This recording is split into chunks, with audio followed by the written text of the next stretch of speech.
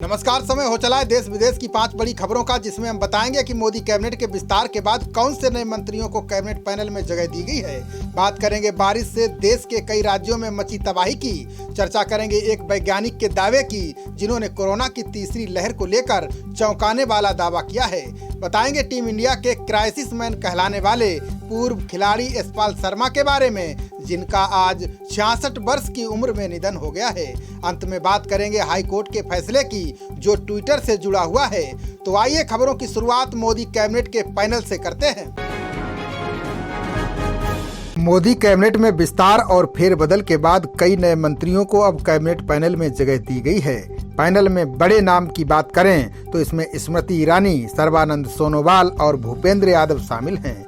इन नेताओं को पीएम मोदी की अध्यक्षता वाली पॉलिटिकल अफेयर्स से जुड़ी समिति में जगह दी गई है। मंत्रिमंडल सचिवालय की ओर से जारी नोटिफिकेशन के अनुसार रक्षा मंत्री राजनाथ सिंह की अध्यक्षता वाली संसदीय मामलों की मंत्रिमंडल समिति में केंद्रीय मंत्री वीरेंद्र कुमार, किरेन रिजिजू और अनुराग सिंह ठाकुर को शामिल किया गया है। वहीं सुरक्षा मामलों पर निर्णय लेने वाली सुरक्षा संबंधी मंत्रिमंडल समिति में कोई बदलाव नहीं किया गया है। सुरक्षा संबंधी मंत्रिमंडल समिति के सदस्यों में पीएम मोदी, रक्षा मंत्री राजनाथ सिंह, गृह मंत्री अमित शाह, वित्त मंत्री निर्मला सीतारमण और विदेश मंत्री एस जयशंकर शामिल हैं। जबकि नियुक्ति संबंधी मंत्रिमंडल समिति में प्रधानमंत्री और गृह मंत्री शामिल हैं। वहीं केंद्रीय मंत्री नारायण राणे, ज्योतिरादित्य सिंधिया और अश्विनी वैष्णव को पीएम की अध्यक्षता वाली निवेश एवं विकास संबंधी मंत्रिमंडल समिति में शामिल किया गया है। प्रधानमंत्री की अध्यक्षता वाली रोजगार और कौशल विकास संबंधी मंत्रिमंडल समिति में केंद्रीय मंत्री अश्विनी वैष्णव, भूपेंद्र यादव, रामचंद्र प्रसाद सिंह और जी किशन रेड्डी को जगह मिली है। हिमाचल समेत देश के कई हिस्सों में तेज बारिश के चलते भारी तबाही मची हुई है। बारिश के चलते नदियां उफान पर हैं और यहां बाढ़ जैसे हालात पैदा हो गए हैं। लैंडस्लाइड के चलते कई नेशनल हाईवे पर आवागमन प्रभावित हो गया है। भारी बारिश के चलते कहीं मकान ढह गए हैं तो कहीं गाड़ियां कागज की तरह बहती नजर आईं। उत्तराखंड के देहरादून में भारी बारिश के चलते अमलावा नदी के ऊपर बना पुल टूट गया, जिसके बाद नदी पार करने के लिए अस्थायी पुल का इंतजाम करना पड़ा। वहीं बोह घाटी में 12 लोगों के लापता होने की खबर है। धर्मशाला के पास भाग सुनाग के पास नाले के उफनाने के कारण कई वाहन बह गए। धर्मशाला के चैतरू में भूस्खलन के चलते कई घरों को भारी नुकसान पहुंचा है। कई जगहों पर सड़क बुरी तरह से टूट गई है। उत्तराखंड के उत्तरकाशी में मूसलाधार बारिश की वजह से लैंडस्लाइड हो गया, जिसके चलते गंगोत्री नेशनल हाईवे पर आवागमन पूरी तरह से बाधित हो गया है, जिसके बाद हाईवे से मलबा हटाने का काम जारी है। वहीं बिहार के मुजफ्फरपुर में बारिश के चलते हालात खराब होते जा रहे हैं। यहाँ के निचले क्षेत्रों में बाढ़ आने के कारण सड़कों पर नाव से आवाजाही करनी पड़ रही है।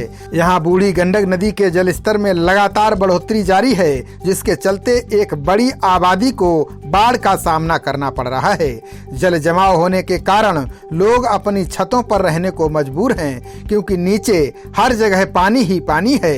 लंबे समय से गर्मी की मार झेल रहे दिल्ली वासियों को राहत मिली है। आज दिल्ली में बारिश इतनी तेज हुई कि कई जगहों पर सड़कों पर पानी जमा हो गया, जिसके चलते जगह जगह जाम लग गया। दिल्ली में सुबह 7 से 8:30 बजे के बीच करीब 2.5 सेंटीमीटर बारिश रिकॉर्ड की गई है। वहीं जम्मू कश्मीर के डोडा सहित कई क्षेत्रों में लगातार बारिश के चलते बाढ़ जैसे हालात हो गए हैं।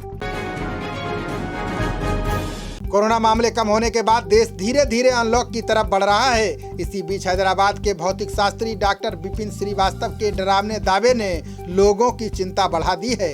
उनका दावा है कि देश में कोरोना की तीसरी लहर शुरू हो चुकी है। उन्होंने अपने रिसर्च में रोज जान गंवाने वालों के आंकड़ों को शामिल किया है। देश भर के कई राज्यों में एक बार फिर कोरोना संक्रमण का मामला बढ़ने लगा है। इसी बीच हैदराबाद यूनिवर्सिटी के वाइस चांसलर रहे भौतिक शास्त्री ने डराने वाला दावा किया है। उन्होंने कहा कि भारत में कोरोना की तीसरी लहर 4 जुलाई से ही शुरू हो चुकी है। डॉक्टर विपिन श्रीवास्तव ने पिछले 463 दिन में संक्रमण के मामलों और उससे मौतों की संख्या के आंकड़ों का अध्ययन करने का एक विशेष तरीका विकसित किया है। श्रीवास्तव ने कहा कि 4 जुलाई की तारीख इस साल फरवरी के पहले सप्ताह जैसी लगती है जब दूसरी लहर शुरू हुई थी। श्रीवास्तव ने 24 घंटे की अवधि में संक्रमण से मृत्यु के मामलों और उसी अवधि में नए उपचाराधीन मरीजों की संख्या के अनुपात का विशेष तरीके से आकलन किया है, जिसे उन्होंने DDL नाम दिया है। श्रीवास्तव का कहना है कि फरवरी के पहले सप्ताह के अंत में हमने DDL में उतार चढ़ाव शुरू होते देखा था। हालांकि उस समय संक्रमण से मृत्यु के मामले 100 के क्रम में या उससे भी कम थे, जिससे हम महामारी के समाप्त होने के भ्रम में थे, लेकिन बाद में स्थिति भयावह हो गई। श्रीवास्तव ने कहा कि 4 जुलाई से भी इसी तरह की प्रवृत्ति की शुरुआत देखी जा सकती है। डॉक्टर श्रीवास्तव ने कहा कि दूसरी लहर के भयावह रूप को देखने के बाद जनता और प्रशासन को अतिरिक्त सावधानी बरतनी होगी, तभी हम तीसरी लहर से निपटने में कामयाब होंगे। टीम इंडिया के क्राइसिस मैन कहलाने वाले पूर्व खिलाड़ी यशपाल शर्मा का 66 वर्ष की उम्र में निधन हो गया है। उनके निधन के बाद क्रिकेट जगत में शोक की लहर दौड़ गई है। यशपाल शर्मा मूल रूप से पंजाब के रहने वाले थे, जिनका जन्म 11 अगस्त 1954 को हुआ था। यशपाल शर्मा साल 1983 में विश्व कप जीतने वाली टीम इंडिया का अहम हिस्सा थे। विश्व कप में वेस्ट इंडीज के खिलाफ खेले गए पहले मैच में यशपाल शर्मा ने शानदार 89 रनों की पारी खेली थी, जिसमें भारतीय टीम विजयी हुई थी। इसके अलावा सेमीफाइनल में भी यशपाल शर्मा ने 61 रन बनाए थे, तब भारत ने इंग्लैंड को मात दी थी। यशपाल ने अपने अंतर्राष्ट्रीय कैरियर में 37 टेस्ट मैचों में 1606 रन और 42 वनडे में 883 रन बनाए। उन्हें अपने जुझारूपन के लिए जाना जाता है। 25 जून 1983 को भारत और वेस्ट इंडीज के बीच लॉर्ड्स पर खेले गए विश्व कप के फाइनल में यशपाल शर्मा चौथे नंबर पर बल्लेबाजी करने उतरे थे। भारत ने इस फाइनल मुकाबले में वेस्ट इंडीज को 43 रनों से हराकर पहली बार विश्व कप जीता। इससे पहले विश्व कप में भारत ने ग्रुप मैचों के दौरान वेस्ट इंडीज के खिलाफ जीत के साथ शुरुआत की थी। इस मुकाबले में यशपाल शर्मा की भूमिका अहम थी।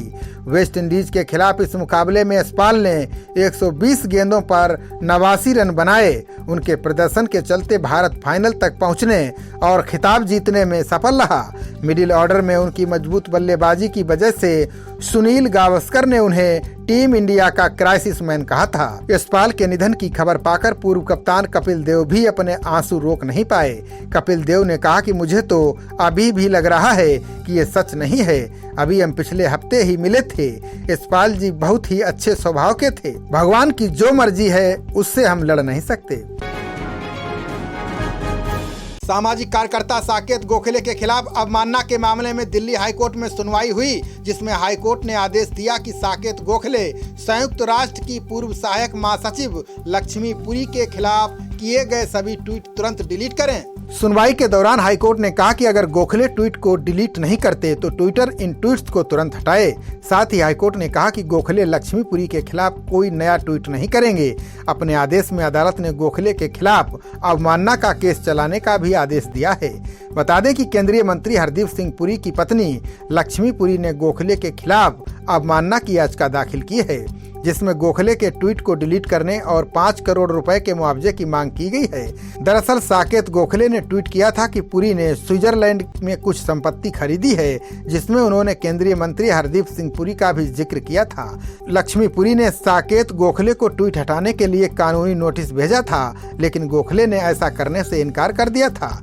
इसी महीने 8 जुलाई को दिल्ली हाईकोर्ट ने अपमानजनक ट्वीट करने पर कार्यकर्ता साकेत गोखले से सवाल जवाब किया था। कोर्ट ने गोखले से पूछा कि वो कैसे किसी व्यक्ति को बदनाम कर सकते हैं, खास तौर पर उनके द्वारा किया गया ट्वीट जो प्रथम दृष्टया सत्य है। बहस के दौरान पुरी का पक्ष रख रहे वरिष्ठ अधिवक्ता मनिंदर सिंह ने कहा कि ट्वीट मानहानि करने वाले शरारतपूर्ण और गलत सूचना पर आधारित थे। गोखले को पुरी से सवाल करने का कोई अधिकार नहीं है। खबरों का सिलसिला जारी रहेगा। देखते रहिए जनप्रवाद। नमस्कार।